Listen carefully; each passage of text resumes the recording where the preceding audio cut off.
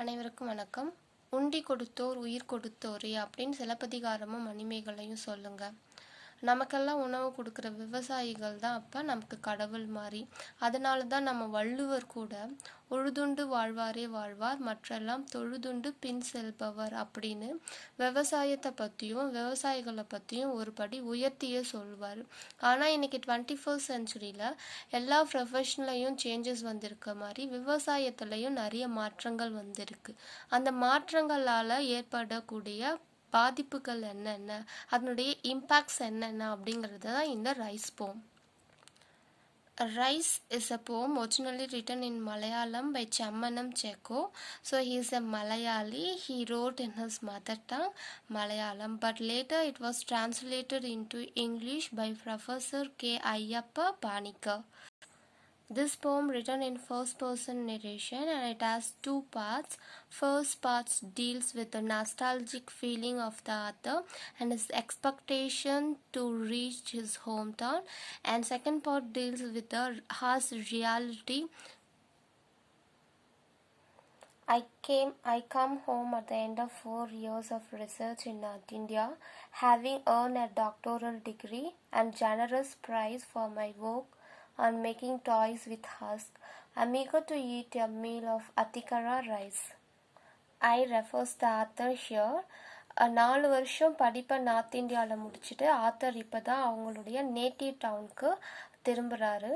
அப்படி திரும்பும்போது அவருக்குள்ள நிறைய ஒரு ஈகர்னஸ் இருக்குது. நார்த் இந்தியாவில் படித்ததால் அவர் சப்பாத்தி தான் சாப்பிட்டுட்டு இருப்பார். So he's fed up with chapati. So once we reach the home I have to eat the அத்திக்கரா ரைஸ் அப்படிங்கிற பிளானோட அப்படிங்கிற ஈகர்னஸோட வீட்டுக்கு வர்றாரு. ஆக்சுவலாக அவர் என்ன படித்தாருன்னா, அவர் படித்த degree how to make toys with husk, அந்த டிகிரி முடிச்சுட்டு இப்போ வீட்டுக்கு வர்றாரு. Way to the home he imagines many things. It will be the planting season when I get there, and my father, his handloom dhoti stained with yellow and excited about the waters of Warangal Canal, will greet me from the fields below our house, amidst the shouts of ploughing with several oxen. An oxen will stop when they see me, walking with my suitcase, and my father, without smiling, a smile slowly forming on his lips, will call from the field, and when did you start from others, to be planted in the field where the ploughing is done. So the author imagines என்ன நினைக்கிறாருன்னா, நான் எங்கள் வீட்டுக்கு reach ஆகும்போது கண்டிப்பாக அது அந்த planting சீசனாக இருக்கும், எல்லாமே பயிர் செய்யக்கூடிய அந்த காலமாக இருக்கும். எங்கள் அப்பா தோத்தினா வேட்டி சொல்லுவோம்ல, அந்த ஸ்டெயின்டு அந்த அழுக்கு படிஞ்ச கரை நிறைஞ்ச அந்த வேட்டியை கட்டியிருப்பார். அந்த நேரத்தில் அந்த வாரங்கால் கனலில் தண்ணியெல்லாம் போயிட்டே இருக்கும். என்னை பார்த்த உடனேயே எங்கள் அப்பாவும் சரி, அங்கே உழுதுன்ட்ருக்க அந்த ஆக்சன்ஸ் எல்லாமே என்னை பார்த்த உடனே ரொம்ப எக்ஸைட் ஆகிடுவாங்க. எல்லாமே வில் ஸ்டாப் த ஒர்க், அவங்கவுங்க வேலையை நிறுத்திட்டு என் கூடவே என்னுடைய சூட்கேஸ் எடுத்துகிட்டு வருவார். அப்போ எங்கள் அப்பாவுடைய முகத்தில், அவருடைய லிப்ஸில் கண்டிப்பாக ஒரு ஸ்மைல் இருக்கும். அப்போ எல்லாமே கேட்பாங்க, எப்போ நீ ஸ்டார்ட் பண்ண, எந்த நேரத்துக்கு தொடங்கின அப்படின்ற மாதிரி நிறைய கொஷின்ஸ் ரைஸ் பண்ணுவாங்க. இந்த மாதிரி ஒரு இமேஜினேஷன்லேயே வீடு வர்றாரு. இது மட்டும் கிடையாது. My little brother will run when he sees me and call out loud within earshot of house. Mother, brother is arrived, walking cautiously along the dike so as not to upset the baskets full of seed. I've reached home in good time at last, just as my mother drains the well-cooked rice. Oh train, will you run a little faster? Let me get home quickly and eat my fill. என்னுடைய பிரதரும் ரொம்ப எக்ஸைட்டடாக இருப்பான். என்னை பார்த்த உடனேயே என்னை தேடி ஓடி வருவான், சத்தம் போட்டுகிட்டே ஓடி வருவான். என்னுடைய அம்மா கிட்ட சொல்வான், நம்மளுடைய மை பிரதர் ஹஸ் அரைவ்ட் அப்படின்னு கத்திக்கிட்டே ஓடிட்டு வருவான். அந்த நேரத்தில் அவன் அந்த பேஸ்கட் ஃபுல் ஆஃப் சீட் வெதலாக இருக்க அந்த பேஸ்கட்டை அப்செட் பண்ணாத, அதை டிஸ்டர்ப் பண்ணாத பார்த்து ஓடி வருவான் அப்படின்னு சொல்கிறாரு.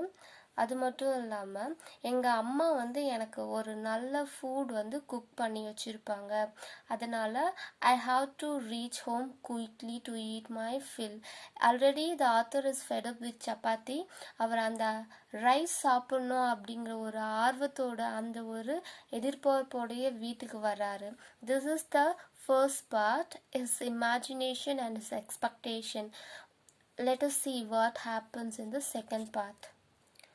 The bus stops on the road across from other houses. When I left this place, palm thatch houses could be seen in the distance on the right, but now there is nothing except for trees. How the place has changed. Rubber plants twice my height. இப்படி நிறைய எக்ஸ்பெக்டேஷனோட தன்னுடைய native பிளேஸ்க்கு வராரு. அப்படி வந்து பார்த்தா அங்கே every thing has change. அவர் இந்த ஊரை விட்டு போகும்போது அங்கே நிறைய பாம் தாச் ஹவுசஸ், அந்த பனை ஓலையால் வேயப்பட்ட நிறைய வீடுகள் வந்து அவர் பார்த்துருக்காரு. பட் இப்போ அதெல்லாம் எதுவுமே கிடையாது எக்ஸப்ட் ஃபார் ட்ரீஸ். அங்கே இருக்கிறது எல்லாமே ட்ரீஸாகவே இருக்குது. த பிளேஸ் ஹாஸ் சேஞ்ச்ட், டோட்டலாக சேஞ்ச் ஆயிடுச்சு அப்படின்னு சொல்கிறார். Rubber plants twice my height now stands in row around me on the ridge where modern and Valaran used to be sown, and confuse my path as walk home. There is no bustle of men below, no shouts of ploughing, and when I look, the whole field is planted over arecanut palms. In the corner along the canal stands the dealwood trees. அங்கிருந்த எல்லாமே வந்து டோட்டலாக change ஆகிருக்கிறதால ஆத்தருக்கு வந்து confuse ஆகுது. அவருடைய அந்த பாத்தையே அவர் மறக்கிறாரு அப்படின்னு சொல்கிறாங்க. அது மட்டும் இல்லாமல் எங்கெங்கெல்லாம் பேடி வந்து விதைச்சிருப்பாங்களோ அந்த எல்லா இடமுமே வந்து ட்ரீஸாக இருக்குது. அந்த ட்ரீஸ் என்னென்னு பார்த்தோன்னா பாம் ட்ரீஸ். பாம் ட்ரீஸ் இருந்த இடம்லாம் வந்து அரிக்கானட் பாம்ஸ். அரிக்கானட்னா பாக்கு மரங்களாக இருக்குது. டீல்வுட் ட்ரீஸாகவே காணப்படுது. I enter the house beyond the southern wing. My father is watching them fix up the machine for making rubber sheets. How happy and contented the look on his face. My father says with obvious pride, "Son, we have stopped working on all the rice. It was quite inconvenient. The farmer gained nothing. Only fools turn to rice farming from gain. This is better money. What good time. The government give rice to those who don't have paddy fields." Once he reaches home, அங்கே போனால் அவங்க அப்பா இருக்கார். ஒரு மெஷினை வந்து fix பண்ணிட்டுருக்காரு. Rubber ஷீட்ஸை make பண்ணுற அந்த மெஷின்ஸை ஃபிக்ஸ் பண்ணிட்டுருக்காரு. அவங்க அப்பா பார்க்க ரொம்ப ஹாப்பியாக இருக்கார், ரொம்ப திருப்தியாக இருக்கார். ரொம்ப ப்ரைடாக மகன்கிட்ட சொல்கிறாரு, நாங்கள் பேடியெல்லாம் ரைஸ் எல்லாம் இப்போ விதைக்கிறதே கிடையாது, அதை நாங்கள் எப்பயோ நிறுத்திட்டோம். ஏன்னா ஃபார்மர்ஸ்க்கு ரைஸ் விதைக்கிறது மூலயமா எந்த ப்ராஃபிட்டுமே எந்த கெயினுமே கிடைக்கிறதில்ல. அதனால் நாங்கள் ட்ரெடிஷ்னல் கிராப்ஸில் இருந்து இந்த கேஷ் கிராப்ஸ்க்கு சேஞ்ச் ஆகிட்டோம் அப்படின்னு சொல்கிறார். My little brother runs in to meet me. I eager to have the full meal of Atikara rice. He's carrying the ration for the whole household. He trips over something and scatters the wheat all over the yard. Now the brother enters. அவர் வந்து ரேஷன்ல இருந்து வாங்கிட்டு வந்து அந்த ஒரு மூட்டையோட வராரு. அந்த மூட்டையை பிரித்து அந்த யார்டில் கொட்டும் போது அதில் இருந்து அந்த வீட்ஸ் கோதுமெல்லாம் அப்படியே கீழே செதறுது. அதை பார்த்த உடனே ஆத்தருக்கு ஷாக் ஆகுது. என்னென்னா அங்கே நார்த் இந்தியாவில் இருக்கும்போது சப்பாத்தி சாப்பிட்டு போர் அடிச்சு போச்சு. வீட்டுக்கு வந்தால் ரைஸ் கிடைக்கும் அப்படின்னு நினைக்கிறாரு. இங்கே வந்தால் now the farmers stopped cultivating Bedi.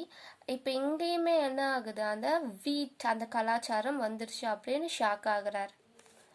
Above us a sheet of sky rose northwards, drowning my brother's loud cries. The chief minister is off like an arrow to the center to clamor for more grains, now flying high above the cash crops, now growing tall like the trees. Since no one here promotes the farming of rice, can we get some husk from the center too to make toys with it? I don't know. இப்படி பேசிட்டு இருக்கும் போதே அவங்க வீட்டுக்கு வெளியில் ஒரு aircraft போகிற சத்தம் கேட்குது. ஹியர் த ஆத்தர் யூசஸ் சிமிலி, என்னன்னா இந்த ஏர்பிளேனை வந்து ஒரு ஏரோ அப்படின்னு சொல்கிறாரு. அந்த ஏரோ எப்படி போகுமோ அது மாதிரி இந்த ஏர்பிளேன் வந்து நார்த், அதாவது சென்ட்ரல் கவர்மெண்ட் நோக்கி போகுது. உயரமாக வளர்ந்துருக்க அந்த ரப்பர் ட்ரீஸ், அரிக்கான ட்ரீஸ்க்கு மேலே போகிற அந்த ஏரோப்ளேனில் கேரளா ஸ்டேட்டோடைய சீஃப் மினிஸ்டர் சென்ட்ரல் கவர்மெண்ட் கிட்ட போய் எங்களுடைய ஸ்டேட்க்கு இன்னும் நிறைய கிரெயின்ஸ் வேணும் அப்படிங்கிற அந்த கோரிக்கையோட போகிறாரு.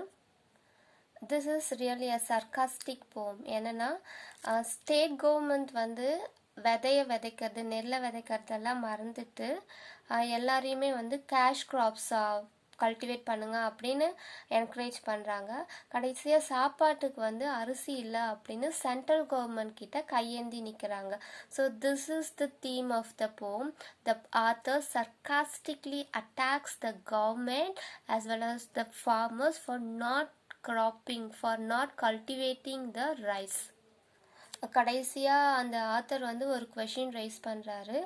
போகிறது தான் போகிறாங்க, நாட் ஒன்லி ஃபார் ரைஸ் மட்டும் கேட்காதீங்க, ஹஸ்க்கு கூட சென்ட்ரல் கவர்மெண்ட் கொடுக்குமா, உமி கூட கொடுப்பாங்களா, கொஞ்சம் கேட்டு வாங்கி தாங்க, தருவாங்களா தரமாட்டாங்களான்னு எனக்கு தெரியலை அப்படின்னு சொல்கிறார். So this poem talks about the pathetic condition, the present scenario of farming and farmers, how the farmers has changed from traditional crops to cash crops. சாதாரண பாரம்பரிய பயிர் வகைகள்லேருந்து எப்படி பணப்பயிருக்கு சேஞ்ச் ஆகிட்டாங்கங்கிறத ரொம்ப ரியலிஸ்டிக்காக நம்ம கண்ணு முன்னாடி பிக்சரைஸ் பண்ணி காமிக்குது. திஸ் இஸ் த போம் ரைஸ். தேங்க்யூ.